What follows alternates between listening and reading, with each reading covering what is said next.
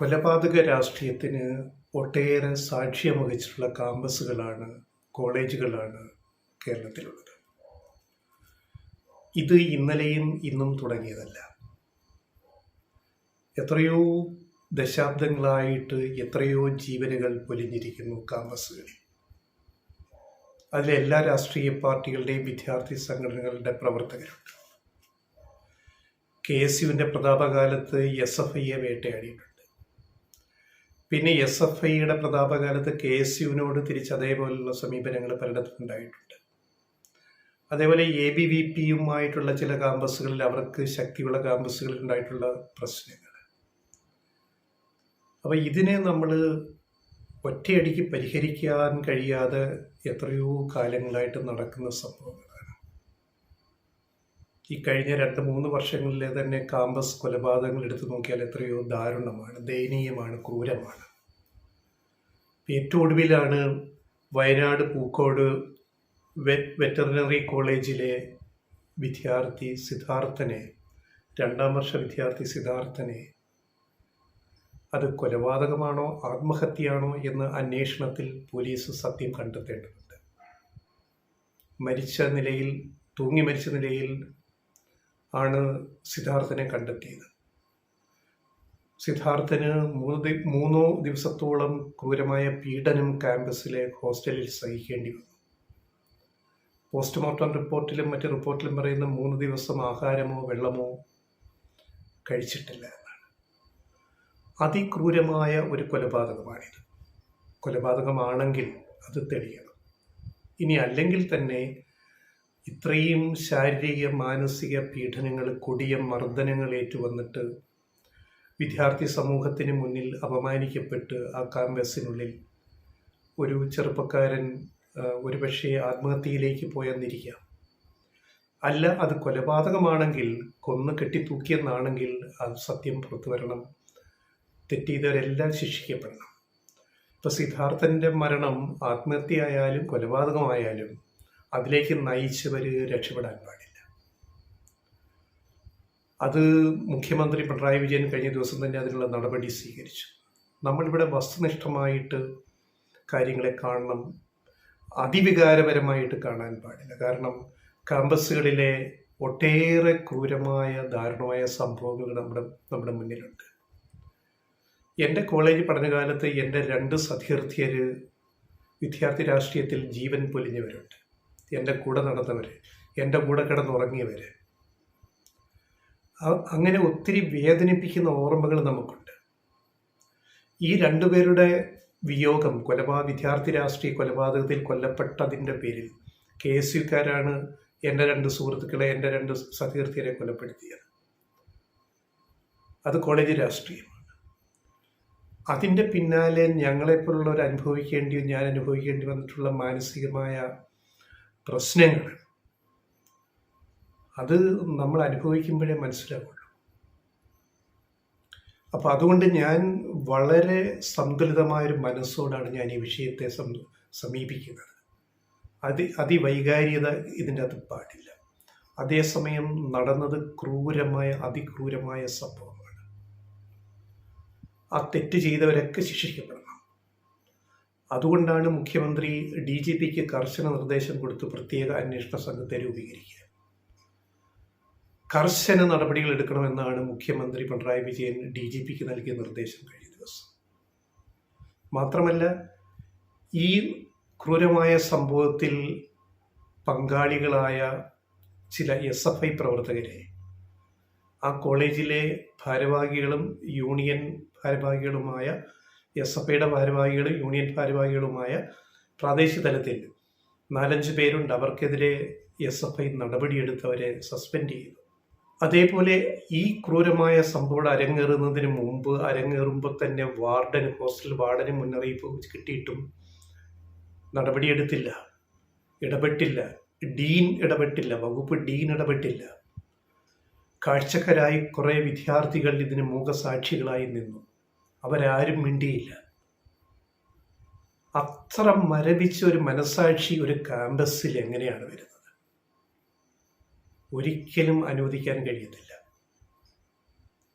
അപ്പോൾ പല ക്യാമ്പസുകളിലും പല വിദ്യാർത്ഥി സംഘടനകളുടെയും മേധാവിത്വമുണ്ട്. നമുക്കറിയാം അവർ മറ്റുള്ളവരെ പ്രവർത്തിക്കാൻ അനുവദിക്കത്തില്ല, ചിലപ്പോൾ സ്വതന്ത്രമായിട്ട് വിഹരിക്കാൻ അനുവദിക്കത്തില്ല.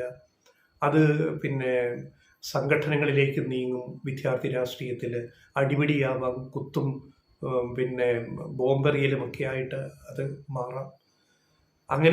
അങ്ങനെയുള്ള സംഘർഷത്തിൽ ജീവൻ പൊലിഞ്ഞവർ നമ്മുടെ ക്യാമ്പസുകളിൽ ഒട്ടേറെ ചെറുപ്പക്കാരുണ്ട്. അത് നമ്മൾ മറന്നുകൂടാ. അപ്പോൾ ഇവിടെ ഇനി എന്താണ് നമുക്ക് ചെയ്യേണ്ടത്? ഇത്തരം കാര്യങ്ങൾ ആവർത്തിക്കാൻ പാടില്ല.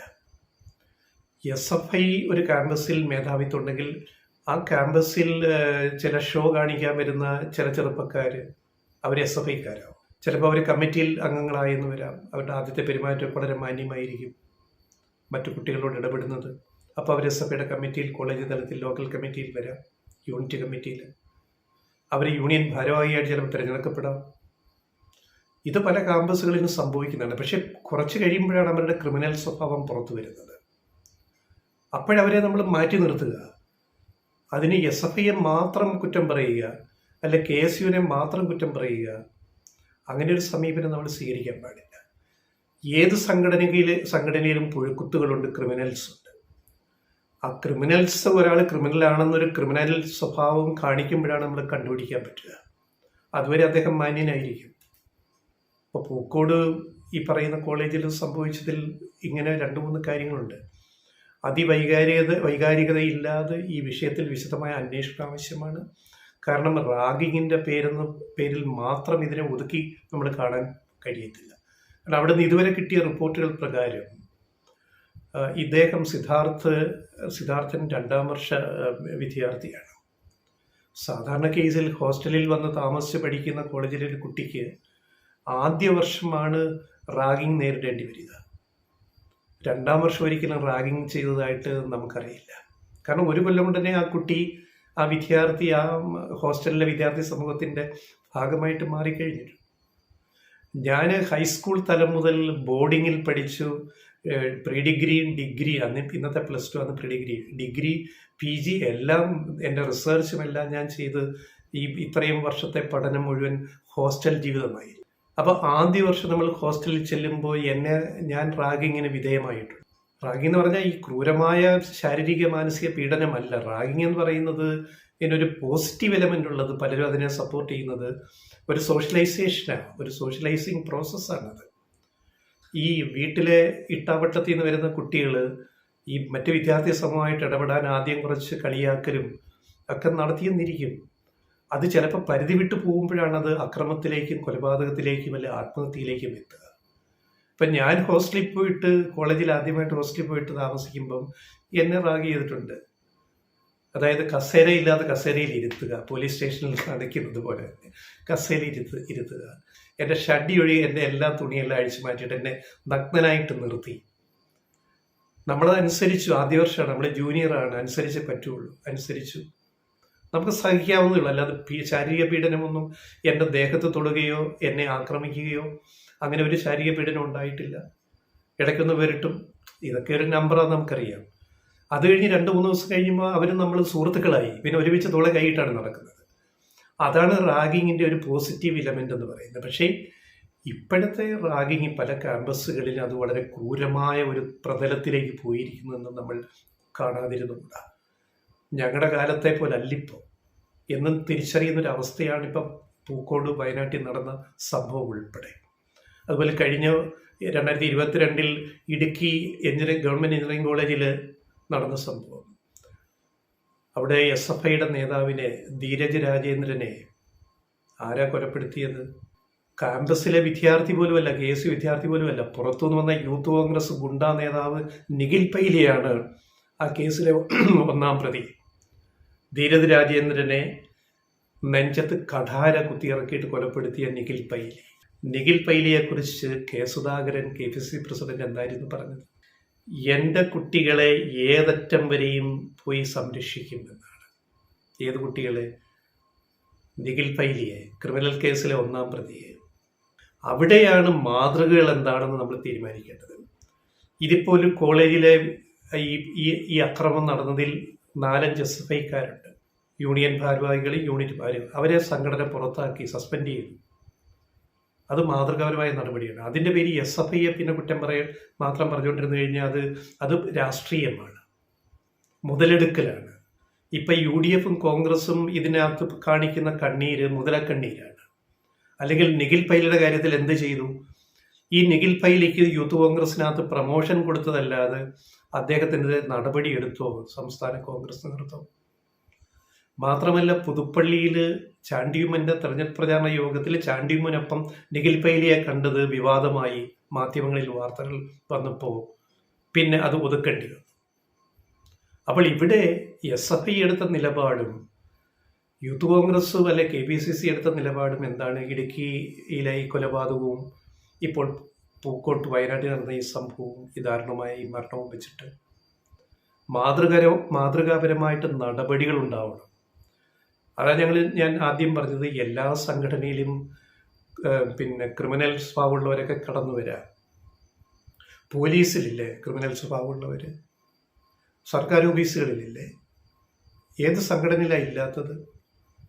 അങ്ങനെയുള്ളവരെ വീഡ് ഔട്ട് ചെയ്യുക, ഫിൽട്ടർ ചെയ്തിട്ട് അവരെ ആ സംഘടനയിൽ നിന്ന് മാറ്റി നിർത്തിയിട്ട് ആ സംഘടന, ആ വ്യക്തിത്വം നിലനിർത്തി മുന്നോട്ട് പോവുക. അതാണ് നമുക്ക് ചെയ്യാവുന്ന ഏറ്റവും നല്ല മാർഗം, നമ്മുടെ വഴി എന്ന് പറയുന്നത്. അത് ഇക്കാര്യത്തിൽ SFI ചെയ്തിരിക്കുന്നു എന്നാണ് എനിക്ക് തോന്നിയത്. പക്ഷേ യൂത്ത് കോൺഗ്രസ്സോ അല്ലെ മാതൃസംഘടനയായ KPCCയോ ധീരജ് രാജേന്ദ്രൻ്റെ കൊലപാതകത്തിൽ നിഖിൽ പൈലിയെ സംരക്ഷിക്കുകയാണ് ചെയ്തത്. അയാൾക്ക് യൂത്ത് കോൺഗ്രസിൽ അടുത്ത പദവി കൊടുക്കുകയാണ് ചെയ്തത്. എന്നിട്ട് ഇപ്പം മുതലക്കണ്ണീർ ഒഴുക്കുന്നതിൽ എന്തർത്ഥമുണ്ട്? അത് വെറും പൊളിറ്റിക്സാണ്. ആ പൊളിറ്റിക്സ് ഇവിടെ കളിക്കരുത്. ഇവിടെ ഇപ്പം എന്താണ് നമുക്ക് വേണ്ടത്?